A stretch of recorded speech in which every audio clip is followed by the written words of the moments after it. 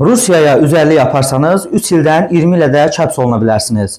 Belə ki, Azərbaycan Hava Yolları Qapalı Səhmdar Cəmiyyəti Rusiyaya səfər etməyi planlaşdıran və özü ilə üzərlik aparan Azərbaycan vətəndaşlarına müraciət edib. Müraciətdə qeyd olunub ki, üzərlik bitkisi Azərbaycan qanunvericiliyinə əsasən cinayət tərkibi yaratmasa da, Rusiya Cinayət Məcəlləsinin 229.1-ci maddəsinə, yəni narkotik vasitələrin qanunsuz dövriyyəsinə uyğun olaraq bu bitkinin daşınması ciddi cinayət məsuliyyəti ilə nəticələnə bilər.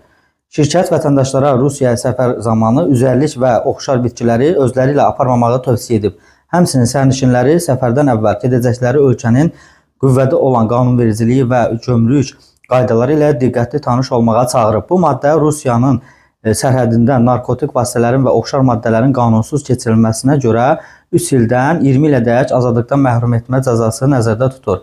Cəza maddənin miqdarından küllü və ya xüsusi və külli miqdarı mütəşəkkil dəstənin və ya vəzifəli şəxsin iştirakı kimi hallardan asılı olaraq ağırlaşır və əlavə olaraq 1 milyon rubladək cərimə tətbiq oluna bilər.